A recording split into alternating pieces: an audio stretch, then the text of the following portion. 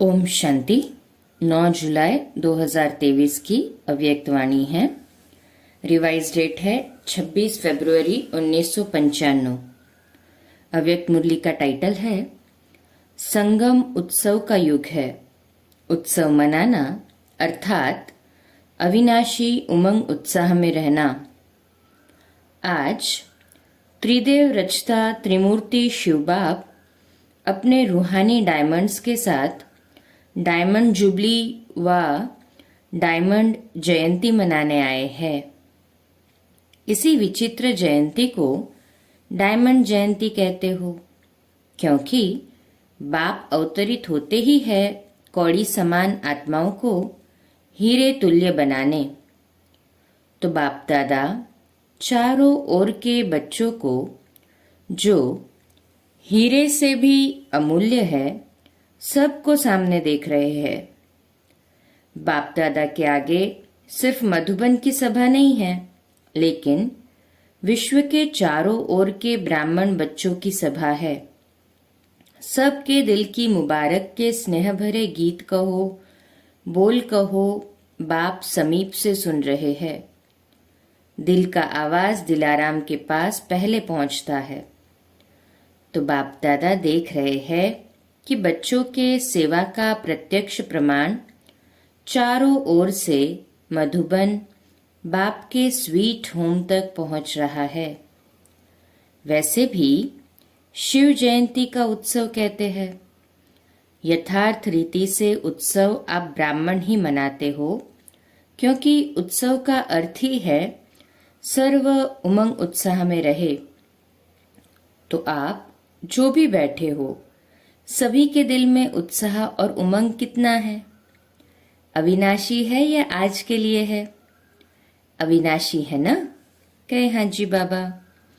इसलिए बाप दादा इस श्रेष्ठ संगम युग को उत्सव का युग कहते हैं। हर दिन आपके लिए उत्साह संपन्न है, हर दिन उत्सव है। जो गायन है, आप लोग टॉपिक रखते हो अनेकता में एकता, तो प्रैक्टिकल में अनेक देश, अनेक भाषाएं, अनेक रूप रंग, लेकिन अनेकता में भी सबके दिल में एकता है ना, क्योंकि एक बाप है। चाहे अमेरिका से आए हो, चाहे अफ्रीका से आए हो, लेकिन दिल में एक बाप है। एक श्रीमत पर चलने वाले हो। तो बाप दादा को अच्छा लगता है कि अनेक भाषाओं में होते हुए भी मन का गीत, मन की भाषा एक है। चाहे किसी भी भाषा वाले हो। काला ताज तो मिला है, सभी हेडफोन से अपनी अपनी भाषा से सुन रहे हैं। हेडफोन से सुन रहे इसलिए बाबा कहते काला ताज मिला है। अभी यही काला ताज बदल कर गोल्डन हो जाएगा, लेकिन सबके मन की भाषा एक है और एक ही शब्द है मेरा बाबा। सभी भाषा वाले बोलो मेरा बाबा। हाँ, ये एक ही है। तो अनेकता में एकता है ना। तो उत्साह में रहने वाले अर्थात सदा उत्सव मनाने वाली श्रेष्ठ आत्माएं हो। कभी भी उत्साह कम नहीं होना चाहिए। पहले भी सुनाया था, ब्राह्मण जीवन का सांस है उमंग उत्साह। अगर सांस चला जाए तो जीवन सेकंड में खत्म हो जाएगी ना। तो ब्राह्मण जीवन में यदि उमंग उत्साह का सांस नहीं तो ब्राह्मण जीवन नहीं। जो सदा उमंग उत्साह में होगा वो फलक से कहेगा कि ब्राह्मण है ही उमंग उत्साह के लिए। और जिसका उमंग उत्साह कम हो जाता है, उसके बोल ही बदल जाते हैं। वो कहेगा है तो सही, होना तो चाहिए, हो जाएगा। तो ये भाषा और उस भाषा में कितना अंतर है। उसके हर बोल में तो जरूर होगा, होना तो चाहिए। तो ये जो तो होता है ना, ये उमंग उत्साह का प्रेशर कम होने से ही ऐसे बोल, कमजोरी के बोल निकलते हैं। तो उमंग उत्साह कभी कम नहीं होना चाहिए। उमंग उत्साह कम क्यों होता है? बाप दादा कहते हैं सदा वाह वाह कहो और कहते हैं वाई वाई, अर्थात क्यों क्यों। अगर कोई भी परिस्थिति में वाई शब्द आ जाता है तो उमंग उत्साह का प्रेशर कम हो जाता है। बाप दादा ने अगले साल भी विशेष डबल फॉरेनर्स को कहा था कि वाय शब्द को ब्राह्मण डिक्शनरी में चेंज करो। जब वाय शब्द आए तो फ्लाई शब्द याद रखो, तो वाय खत्म हो जाएगा। कोई भी परिस्थिति छोटी भी जब बड़ी लगती है तो वाय शब्द आता है। ये क्यों, ये क्या, और फ्लाई कर लो तो परिस्थिति क्या होगी? छोटा सा खिलौना। तो जब भी वाय शब्द मन में आवे तो कहो ब्राह्मण डिक्शनरी में वाय शब्द नहीं है, फ्लाई है, क्योंकि वाय वाय हाय हाय करा देता है। बाप दादा को हंसी भी आती है। एक तरफ कहेंगे नहीं, हमारे जैसा श्रेष्ठ भाग्य किसका नहीं है। अभी अभी ये कहेंगे और अभी अभी उत्साह कम हुआ तो कहेंगे पता नहीं, मेरा भाग्य ही ऐसा है, मेरे भाग्य में इतना ही है। तो हाय हाय हो गया ना। तो जब भी हाय हाय का नज़ारा आवे तो वाह वाह कर लो, तो नज़ारा भी बदल जाएगा और आप भी बदल जाएंगे। डबल विदेशी आजकल पॉजिटिव थिंकिंग का कोर्स कराते हो ना। सभी विदेश में विशेष कोर्स ये कराते हो, तो अपने को भी कराते हो या दूसरों को कराते हो? जिस समय कोई भी परिस्थिति आ जाए तो अपने को ही स्टूडेंट बनाकर खुद ही टीचर बन करके अपने को ये कोर्स कराओ। अपने को करा सकते हो या सिर्फ दूसरे को करा सकते हो? दूसरे को कराना सहज है। जब ये नेचुरल स्थिति हो जाए कि हर व्यक्ति को बात को पॉजिटिव वृत्ति से देखो, सुनो या सोचो, तो कैसी स्थिति रहेगी?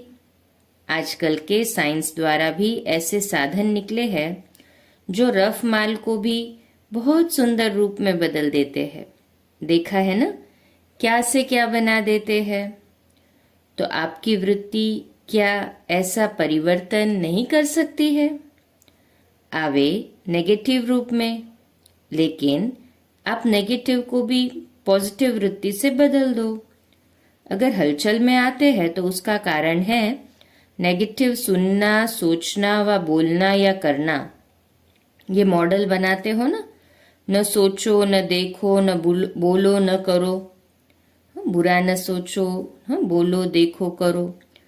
तो साइलेंस की पावर क्या नेगेटिव को पॉजिटिव में नहीं बदल सकती? आपका मन और बुद्धि ऐसा बन जाए जो नेगेटिव टच नहीं करे, सेकंड में परिवर्तन हो जाए। ऐसे तीव्र गति की अनुभूति कर सकते हो। मन और बुद्धि ऐसा तीव्र गति का यंत्र बन जाए। बन सकता है कि टाइम लगेगा, कि नेगेटिव बात आएगी तो कहेंगे कि थोड़ा सोचने तो दो, देखे तो सही क्या है। क्विक स्पीड से परिवर्तन हो जाए। इसको कहा जाता है ब्राह्मण जीवन का मजा, मौज। अगर जीना है तो मौज से जिए। सोच सोच कर जीना वो जीना नहीं है। आप लोग औरों को कहते हो कि राजयोग जीने की कला है, तो आप लोग राजयोगी जीवन वाले हो ना, कि कहने वाले हो? जब राजयोग जीने की कला है तो राजयोगियों की कला क्या है? यही है ना। तो उत्सव मनाना अर्थात मौज में रहना। मन भी मौज में, तन भी मौज में, संबंध संपर्क भी मौज में। कई बच्चे कहते हैं अपने रीति से तो ठीक रहते हैं, अपने मौज में रहते हैं, लेकिन संबंध संपर्क में मौज में रहे ये कभी कभी होता है। लेकिन संबंध संपर्क ही आपके स्थिति का पेपर है। यदि स्टूडेंट कहे वैसे तो मैं पास विद ऑनर हूं, लेकिन पेपर के टाइम मार्क्स कम हो जाती है, तो ऐसे को क्या कहेंगे? तो ऐसे तो नहीं हो ना, फुल पास होने वाले हो ना। बाप दादा ने सुनाया है कि जो सदा बाप के पास रहते हैं वो पास है, पास नहीं रहते तो पास नहीं है। तो सदा कहाँ रहते हो? दूर रहते हो, पास नहीं रहते हो। डबल विदेशियों को तो डबल पास होना चाहिए ना। अच्छा, तो डबल विदेशियों ने इस बारी हाई जंप लगा दी है। मधुबन में हाई जंप लगाकर पहुंच गए हैं। किसी ने कहा इस बार हर वर्ष से ज्यादा संख्या में डबल विदेशी मधुबन में पहुंचे हुए हैं। तो बाबा कहते हैं अच्छा, डबल विदेशियों को भी कईयों को पटरानी बनने का चांस तो अच्छा मिला है। पटरानी बनने में मजा है कि नहीं? आप लोगों को तो अटैची इतनी है जो उस पर ही सो सकते हैं, क्योंकि एक बड़ी लाते हैं एक छोटी लाते हैं। तो छोटी को तकिया बनाओ, जगह बच जाएगी ना। अच्छा लगता है। बाप दादा सीन देखते हैं कैसे भारी भारी अटैचियां घसीट कर ला रहे हैं। अच्छी सीन लगती है ना। संगम पर ये मेहनत भी थोड़े समय की है, फिर तो प्रकृति भी आपकी दासी होगी, तो दासियां भी बहुत होगी ना। फिर आपको सामान उठाने की जरूरत नहीं। अभी अपना राज्य स्थापन हो रहा है। इस समय गुप्त वेश में हो, सेवाधारी हो, फिर राज्य अधिकारी बनेंगे। तो सेवाधारियों को तो सब प्रकार की सेवा करनी पड़ती है। जितनी अभी तन मन धन और संपर्क से सेवा करते हो, उतना ही वहां सेवाधारी मिलेंगे। सबसे पहले तो ये प्रकृति के 5 ही तत्व आपके सेवाधारी बनेंगे। अपना राज्य भाग्य स्मृति में है ना। कितने बारी राज्य अधिकारी बने हैं? अनगिनत बार बने हैं और बनते ही रहेंगे। लेकिन राज्य अधिकारी से भी अब का सेवाधारी जीवन श्रेष्ठ है, क्योंकि अभी बाप और बच्चों का साथ है।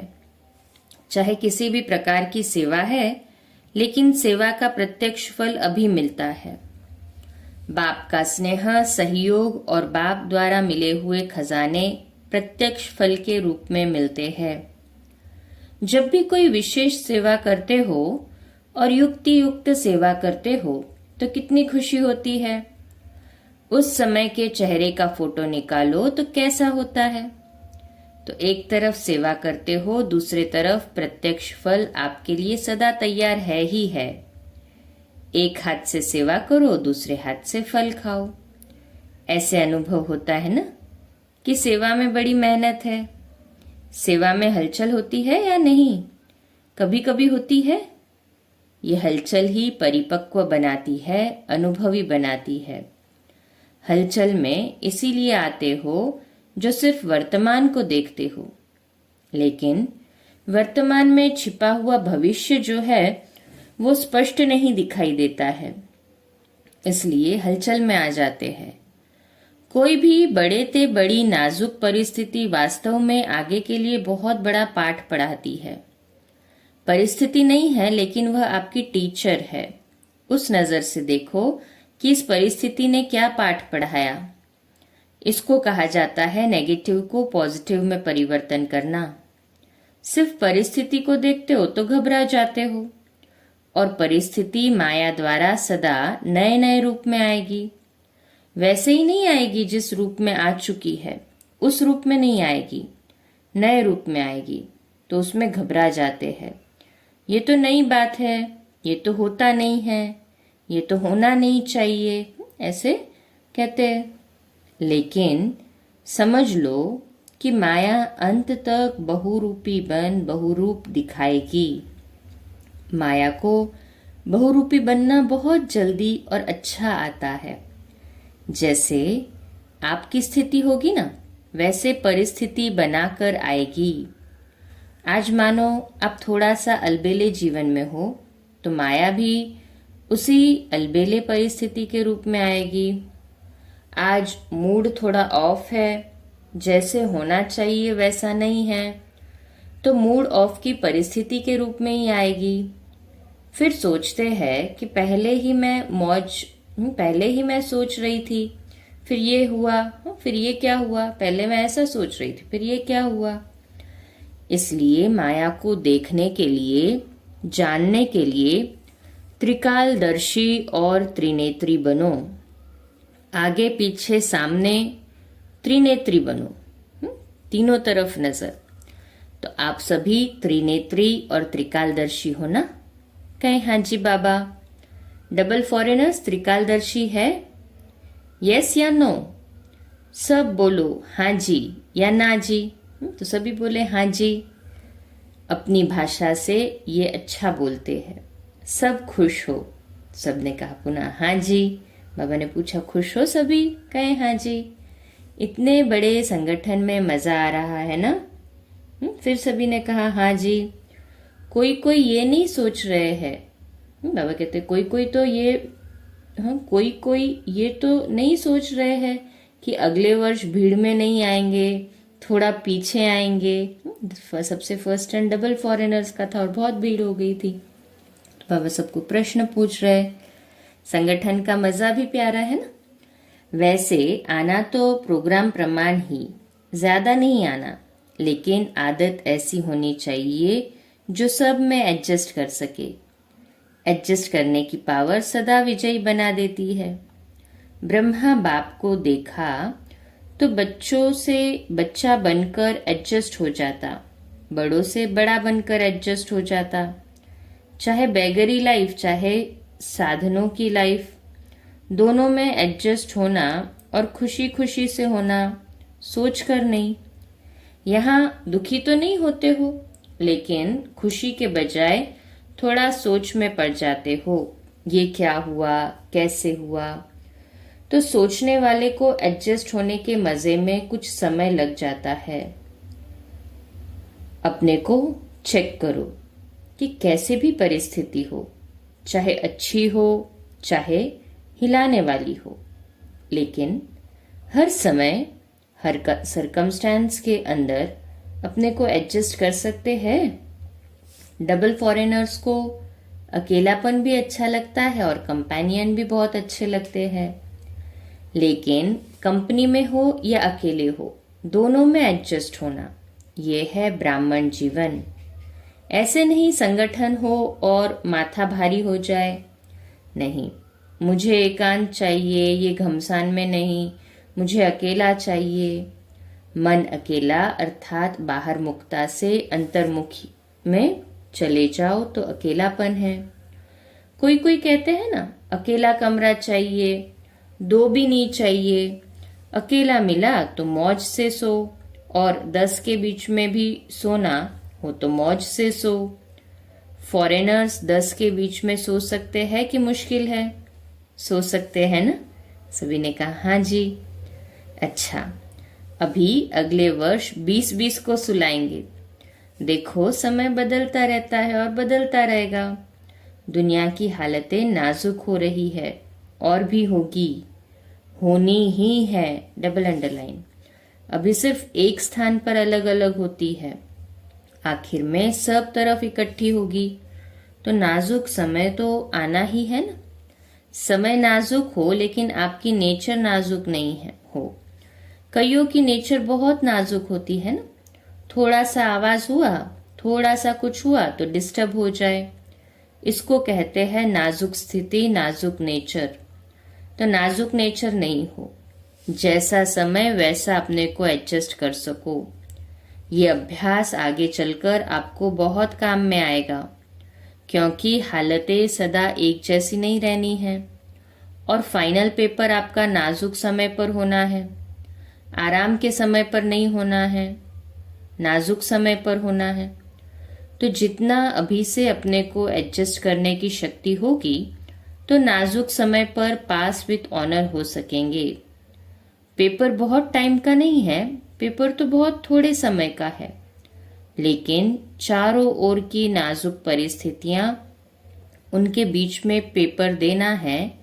इसीलिए अपने को नेचर में भी शक्तिशाली बनाओ। क्या करे, मेरी नेचर ये है, मेरी आदत ही ऐसी है, ये नहीं, इसको नाजुक नेचर कहा जाता है। देखो, बाप दादा ने स्थापन के आदि में सब अनुभव करा लिया। स्थापना के आदि में बाबा ने सब अनुभव करा लिया था। जब आदि हुई तो राजकुमार और राजकुमारियों से भी ज्यादा पालना, साधन सब अनुभव कराया, और आगे चलकर बेगरी लाइफ का भी पूरा अनुभव कराया। तो जिन्होंने दोनों अनुभव किया उनकी आदत बन गई। तो आप लोगों के आगे तो ऐसा समय आया नहीं है, लेकिन आना है। जहां भी रहते हो सभी हिलने हैं, सभी आधार टूटने हैं। तो ऐसे टाइम पर क्या चाहिए? एक ही बाप का आधार। आप लोग तो बहुत बहुत बहुत लकी हो जो आने का समय आपका सहज साधनों का है। सहज साधनों के साथ साथ आपका ब्राह्मण जन्म है।